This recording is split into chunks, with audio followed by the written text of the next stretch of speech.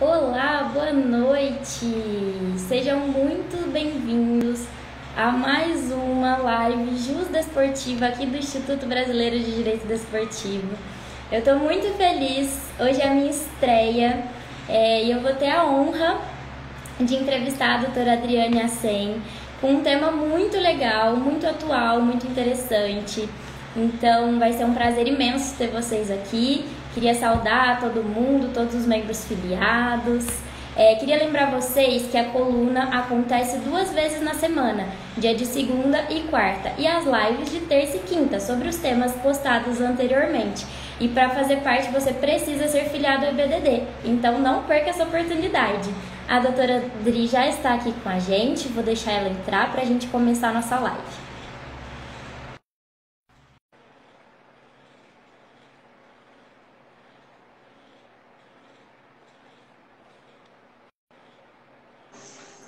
Oi, Dri, boa noite. Oi, Gabi, tá me ouvindo direitinho? Tô te ouvindo, você me escuta bem?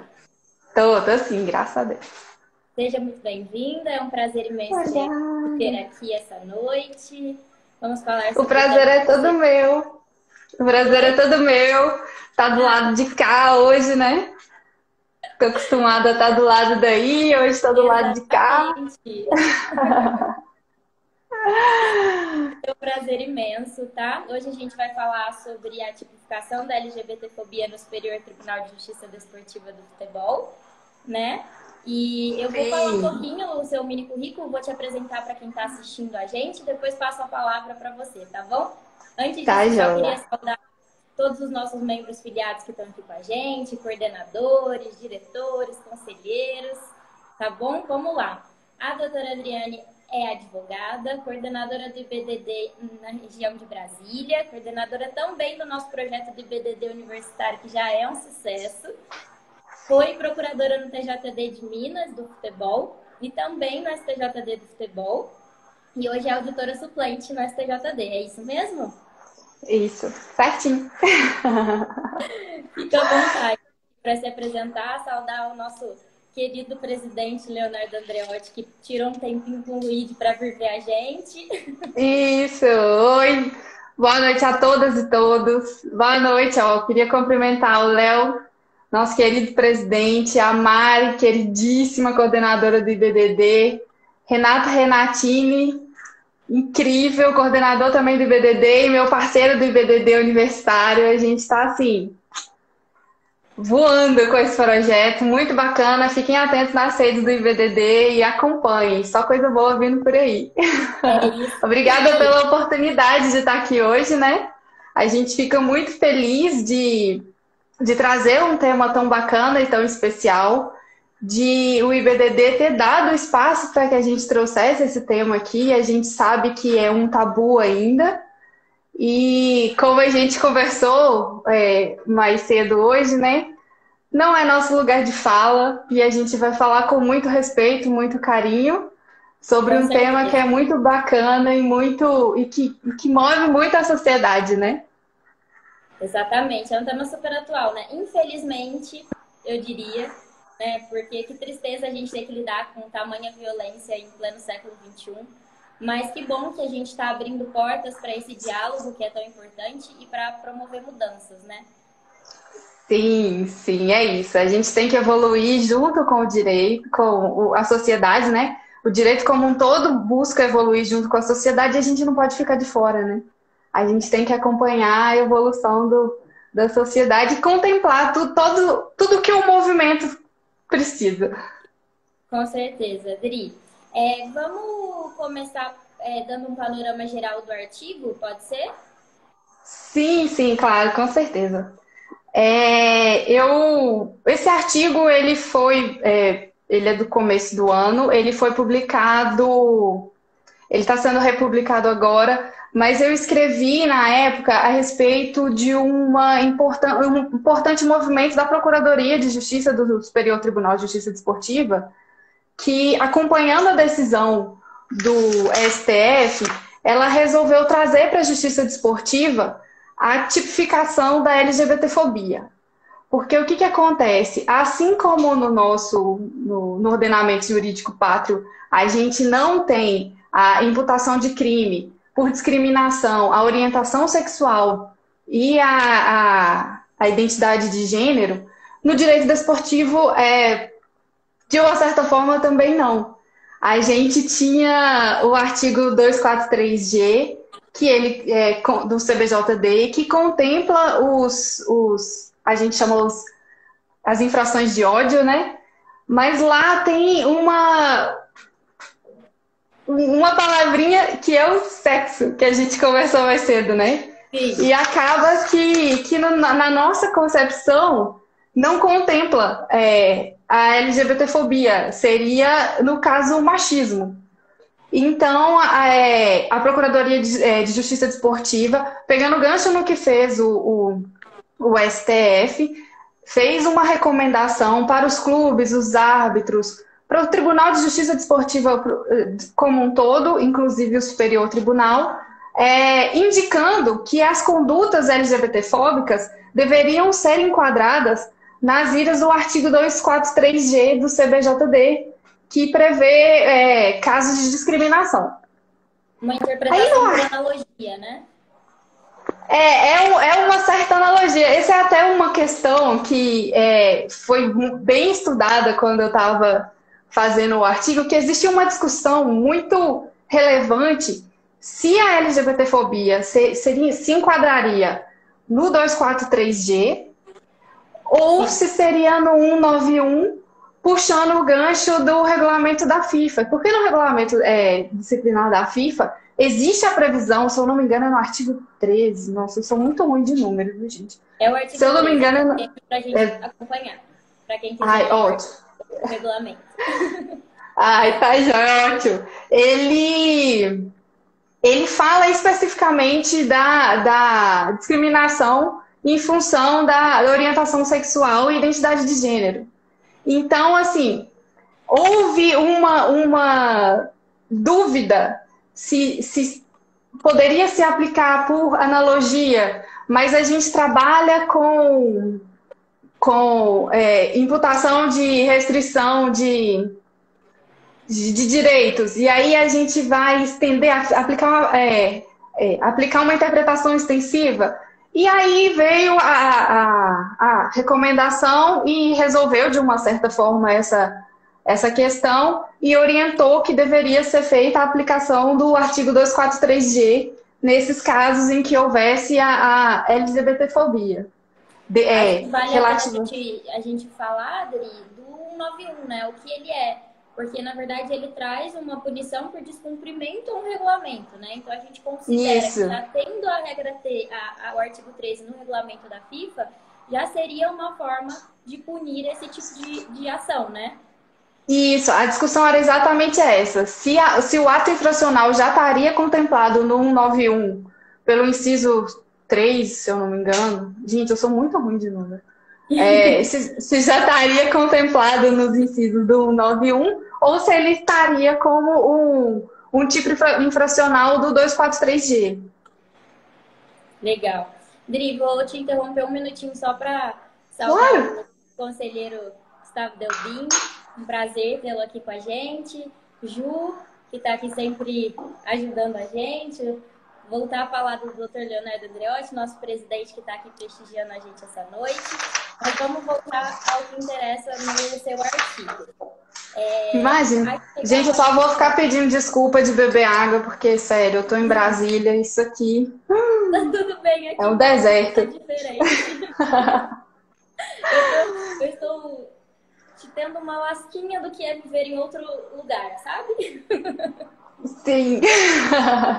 Enfim, no artigo 243G, queria que você trouxesse para o pessoal o seu ponto sobre a palavra sexo. O porquê que você entende que a palavra sexo não abarca a discriminação por orientação sexual. Quando você tem a interpretação dos movimentos sociais, próprio do termo mesmo, sobre sexo, tá ligado, tem um viés biológico. Então, ele trata do cromossomo, do XX, XY, isso na concepção binária. Traz o XX, XY, o aparelho reprodutor, ele traz a questão hormonal. Já quando a gente trata de gênero, a gente trata da concepção que a sociedade tem, é toda uma carga valorativa que é atribuída ao gênero. Então, assim, é para além da simples questão biológica, né? E a Sim. orientação sexual é aquele viés de você conectar com a pessoa emocionalmente, né? Então, assim, vai para além um pouco. São questões bem distintas e por isso que, ao meu ver, não se encontra contemplado no 243G com o sexo. E, assim, isso é uma questão que tem até uma discussão no tribunal hoje, se contemplaria ou não, mas com a recomendação da Procuradoria, acabou que afastou essa dúvida que a gente levava para o tribunal antes. Legal. Acho legal a gente falar isso para o pessoal entender o porquê da divisão entre uns apoiarem que a punição venha do 91 e o porquê venha, né, outros do artigo 243G.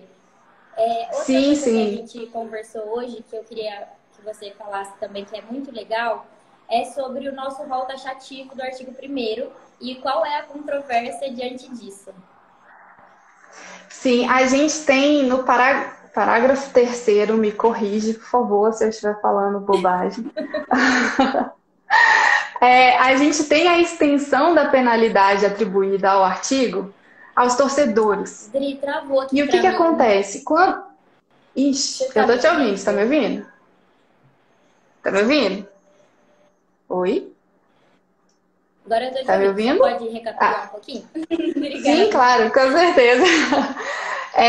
Se eu não me engano, é o parágrafo 3º do 243G, que ele amplia a pena da infração para a torcida, de forma que ele proíbe o ingresso dos torcedores nas arenas esportivas. A gente Gente, acho que tem estamos tendo um problema técnico. pequeno Vocês problema. estão ouvindo o nosso curso? Ixi, eu tô te ouvindo.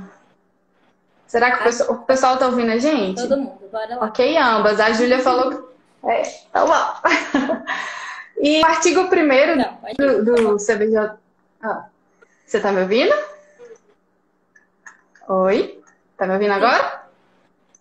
Ah. E aí a questão é em relação à competência. Por que acontece? O artigo 1º, parágrafo 1º do CBJD, ele contempla o nosso jurisdicionado. Nosso. Eu sou do STJD, então é nosso mesmo. Ele contempla o nosso jurisdicionado. E os torcedores não são jurisdicionados do STJD, da Justiça Desportiva. Então, é um pouco assim, incongruente, e incongruente a nossa incompetência, e a gente pode até analisar sobre o viés de inconstitucionalidade, porque estaria um pouco aquém, um pouco além do 217 da Constituição. Então, assim, ao meu ver, é inaplicável a parte que imputa pena ao torcedor. No parágrafo 3º do 243G, porque ele não é nosso jurisdicionado, não tem como a gente aplicar. A gente pode sim utilizar a regra da FIFA e do próprio regulamento que atribui ao clube a responsabilidade objetiva pelos atos da torcida. Aí sim o clube é responsabilizado, e até por essa razão que existe a possibilidade de puni-lo.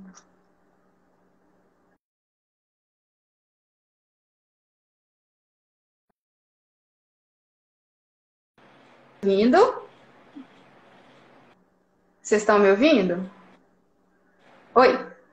Tô, Dri, tô te ouvindo. Tá?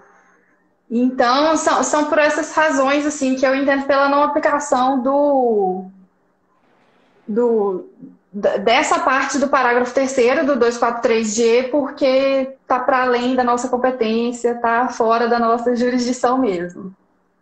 Acho legal também a gente falar, né, além dessa questão dos jurisdicionados, nós temos no Estatuto do Torcedor uma previsão já de punição, né, na esfera civil sobre esse tema. Você quer falar um pouquinho disso?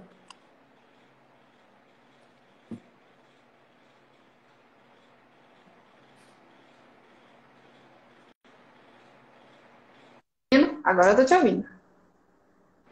Além da questão do jurisdicionado, agora eu parei no jurisdicionado. Você me desculpa, eu não sei se é a minha internet é a sua, mas vai dar tudo certo. Não, vai dar certo.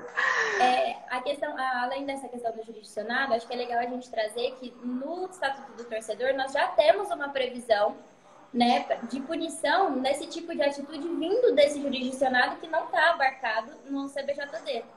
Sim, aí seria a própria justiça comum que trataria do âmbito lá, é o artigo 13A, se não me engano, que trata do assunto, e aí seria na justiça comum para lidar com esse tema, além de que, né, a gente não pode se esquecer, a LGBTfobia é crime. Então, assim, ela tem que ser entendida como tal, independente se é dentro ou fora de campo. Uma coisa que eu bato sempre quando eu falo no tribunal e quando eu falo sobre direito desportivo, não existe brincadeira. LGBTfobia, racismo, machismo, capacitismo. Gente, isso não é brincadeira. Alguns desses já são crime. Então, temos que respeitar as pessoas, temos que respeitar as minorias e trazer a observação da norma. O STF tipificou e agora estamos dentro do STJD também enquadrando como infração. Então, é crime, tem que ser punido. Uma questão que eu deixei de forma um pouco ampla no começo do meu artigo é a minha compreensão, porque eu acredito assim, que você tornar crime é um estágio último. Eu acho que a gente precisa, junto com essa questão, trazer uma conscientização, campanhas de conscientização dos clubes, dos institutos, ou o IBDD abrindo espaço para a gente falar sobre. Dos clubes, dos tribunais, das federações. Há necessidade de tratar o tema, há necessidade de quebrar o tabu, não só da LGBTfobia, do racismo, do machismo, de qualquer tipo de conduta discriminatória, ela tem que ser acompanhada. Aí fica essa minha questão sobre criminalizar ou não, mas as políticas públicas e as políticas de conscientização, elas têm que ocorrer. E não adianta você só criminalizar sem trazer com você essa outra bagagem, porque o que a gente vai fazer é criar tabus. Hoje ninguém se auto-intitula racista, porque racismo é crime. Hoje ninguém vai se auto-intitular LGBTfóbico, porque LGBTfobia é crime. Então, assim, a gente precisa trazer a sociedade para discutir esse tipo de assunto. Com certeza, e de nada serve a punição se você não ensinar o porquê aquilo é errado, né? O porquê alguém se sente ofendido com aquilo e o porquê você não deve fazer aquilo. Só punir é muito fácil, sendo que o diálogo é a parte mais importante de toda essa construção, né? Para que a gente tenha, de fato, e eficientemente resultados com tudo isso. Uma pergunta que eu tinha até deixado para você aqui, como você enxerga a função social do TJD, do STJD, diante disso? E quais as propostas que a gente pode justamente efetivar para combater essas violências que vão absolutamente contra todos os valores do esporte? Sim, bem o que a gente estava no nosso bate-papo, né, na pré-eleição, antes de chegar aqui na live. O esporte, principalmente o de alto rendimento, ele tem que ter a responsabilidade. Eu estava vendo na live do Bellini e do Léo Máximo, eles tratando a respeito disso também. Sim, foi maravilhosa. Que duas sumidades falando assim, deram um show aqui. E assim, o esporte, principalmente de alto rendimento, ele tem que entender a sua função social, ele tem que entender, os atletas precisam entender a sua representatividade. Eles têm que saber que o que eles estão ali fazendo vai ser replicado, vai ser analisado, vai ser ponderado. E a gente precisa disso. E a gente precisa que os atletas não tenham medo, que eles que seja uma Tiffany que abra a porta e fale assim, olha, eu vim para isso, que seja um Marcelo que diga que veio, E a gente teve até recentemente, eu não sei se o pessoal chegou a ver, acho que semana passada, foi num campeonato dos Estados Unidos, se não me engano, não era era principal, era tipo Série B deles. Sim, eu Teve vi, bem legal. Você viu? Teve um ato homofóbico, no caso, durante a partida. Aí o jogador ficou irado, se insurgiu, E feito por não um dos conseguiu se atletas, né? conter por um dos atletas da equipe adversária.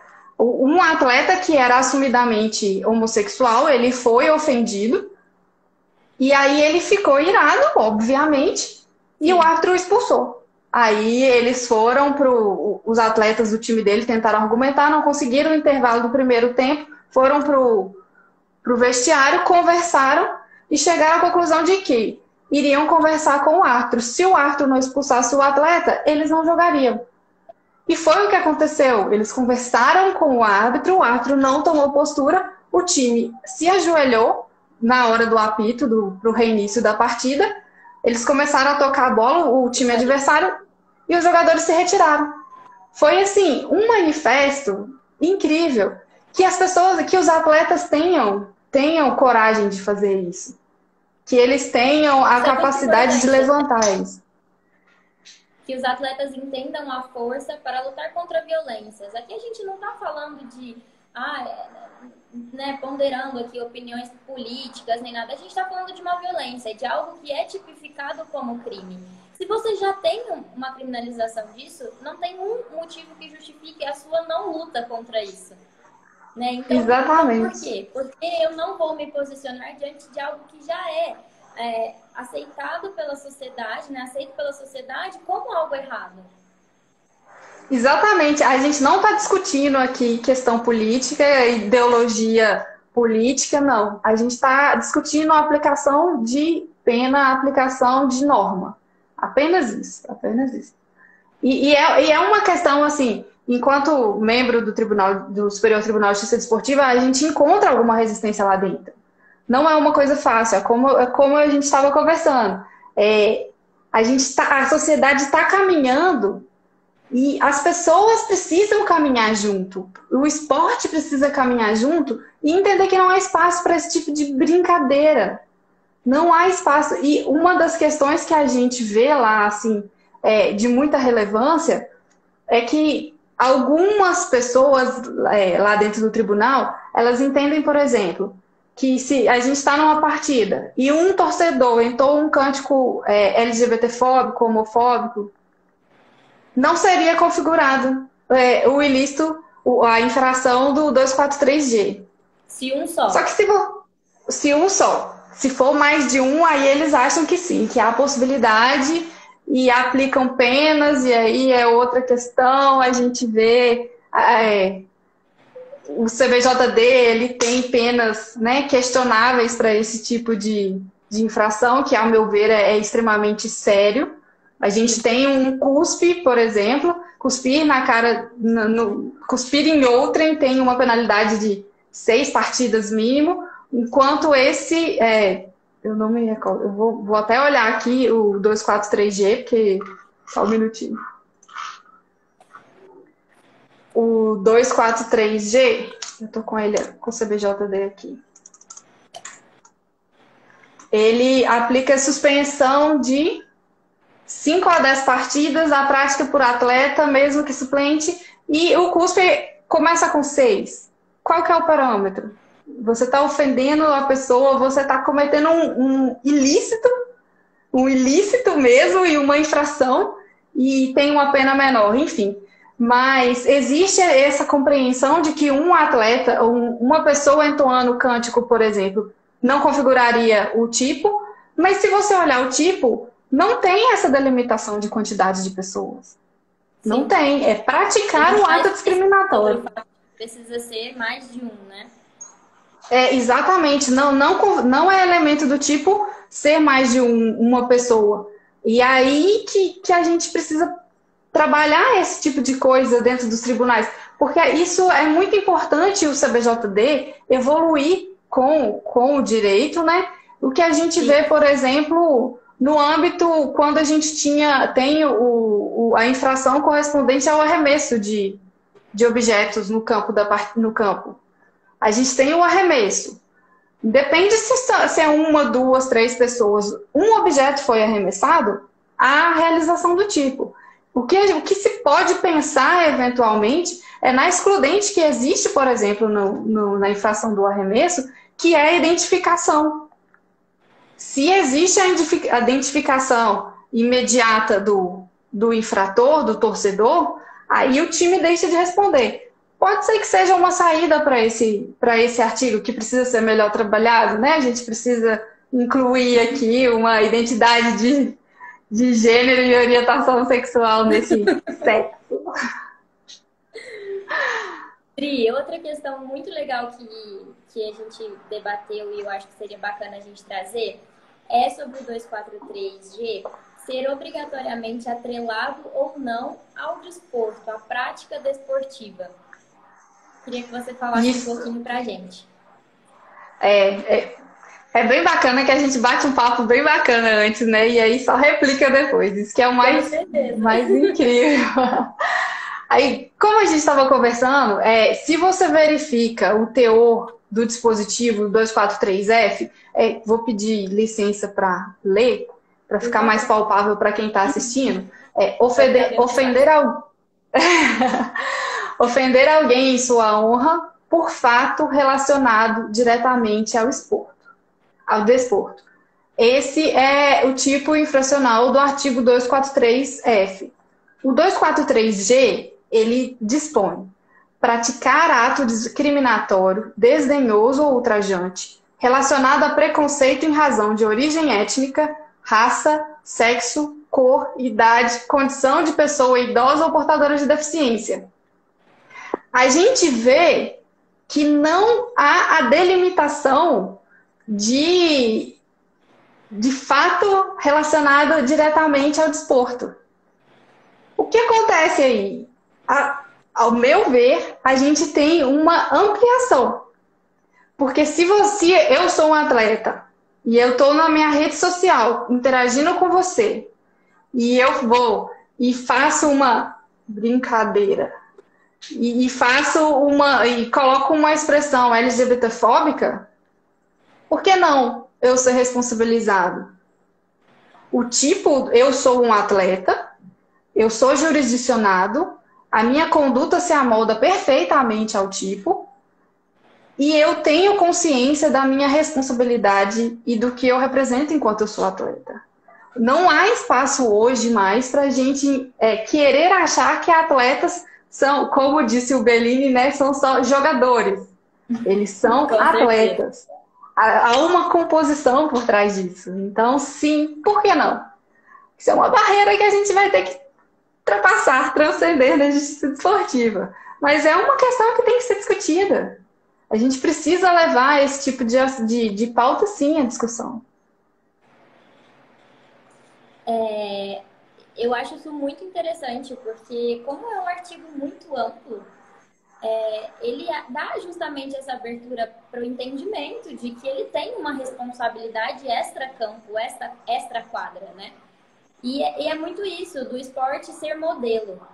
A gente precisa olhar para isso com mais carinho, para entender o quanto isso reflete e qual é o reflexo disso na sociedade, né?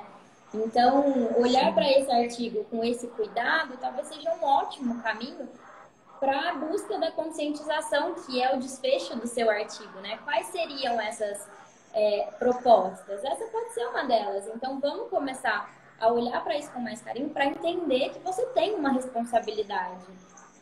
Sim, só fazendo uma complementação, o Fernando Cabral colocou aqui que quando o legislador quis, ele incluiu no 243F, dentro do núcleo do tipo, o fato relacionado ao desporto, e no 243G não, né? Então, assim, mais um indício da possibilidade de atribuir a conduta infracional quando não está restritamente relacionada ao fato desportivo, né? Mas voltando à conclusão, a gente precisa evoluir enquanto ser humano, a sociedade precisa evoluir, aceitar as mudanças. não tem espaço para discriminação. E o direito desportivo, ele tutela, ele regula o esporte, né? Até redundante. Mas, e o esporte, principalmente o esporte de alto rendimento, ele tem uma função social, ele tem uma representatividade, ele é fonte de... Crianças se inspiram em atletas. Crianças cortam o cabelo como o Neymar. Crianças querem sei lá, a chuteira do Messi, a camisa do Cristiano Ronaldo. Então, por que não levantar a bandeira?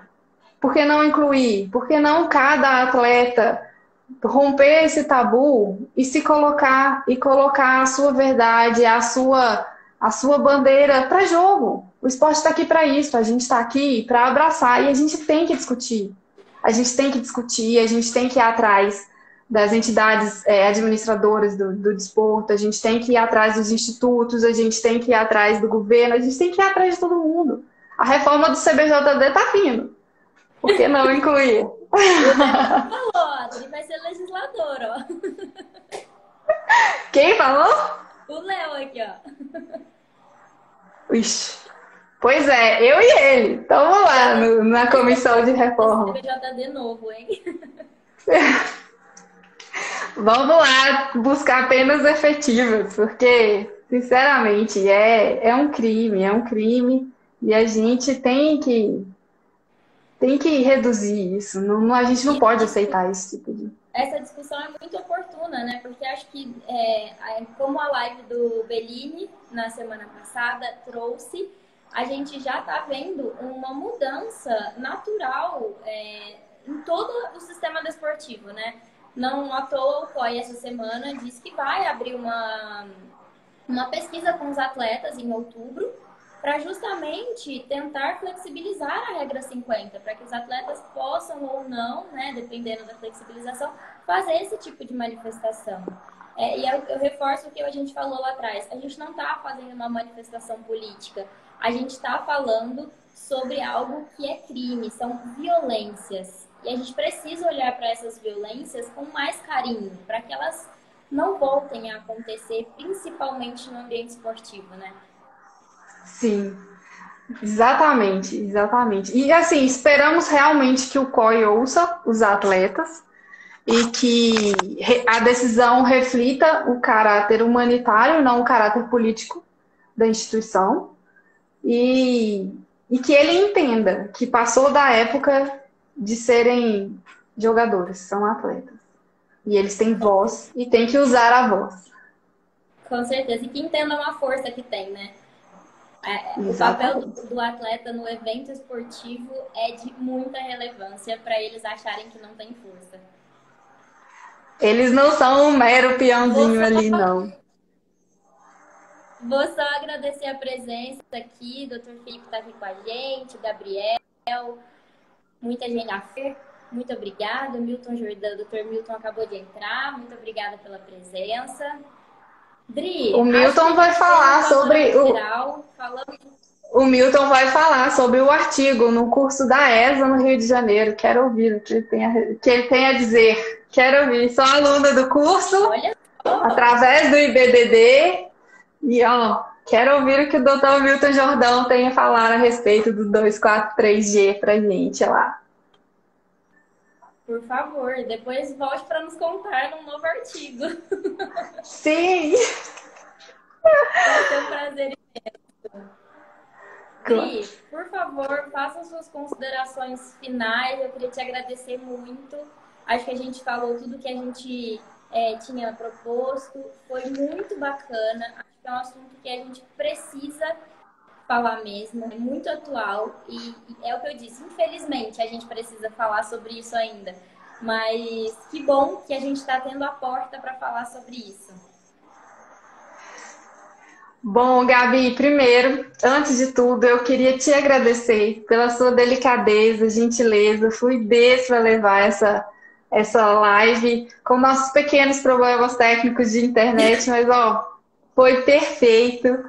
Muito obrigada pela parceria, pelo companheirismo e por assim. Eu fiquei muito feliz em saber que eu ia falar de um tema que, com uma pessoa que compartilha comigo, né? Os ideais e estamos aí na luta pela inclusão no direito desportivo. E eu queria agradecer o IBDD, na pessoa do nosso querido presidente Leonardo Andreotti, por dar essa oportunidade de a gente trazer esse tipo de assunto e todos os outros, por fazer do IBDD uma entidade participativa e que realmente está aqui para ouvir, que não tem lado político, que não tem. Que quer ouvir, que quer construir, que quer saber de todos os lados e não quer barrar. Está pronto para botar em discussão qualquer tema, independente de ser mais ou menos polêmico ou delicado. Eu gosto muito do tema, de temas de direitos de minoria, de inclusão, e eu pretendo cada vez mais, principalmente com a brecha que o IBDD dá para a gente, trazer isso para a discussão. E eu queria agradecer o pessoal também, né? 7h37 da noite, está aqui acompanhando com a gente, né? Depois do dia cansado de trabalho, tirar um tempinho para ouvir um bate-papo nosso aqui. Dri, eu te agradeço. Obrigada por ter sido tão solícita e me ajudar tanto na minha estreia. Espero voltar aqui mais vezes. Foi um prazer imenso. Seu tema é incrível, você é incrível. Eu te desejo muito sucesso. Queria destacar a Mari, que não tinha visto que a Mari estava aqui com a gente. A Mari também é minha companheirona. Enfim, muito obrigada. Obrigada de novo a todo mundo que está aqui com a gente, que acompanhou a live, que tirou um tempinho para ouvir sobre esse tema tão necessário. Lembrando que o artigo da Dri está disponível no site do IBDD, vocês também conseguem achar aqui pelo Instagram.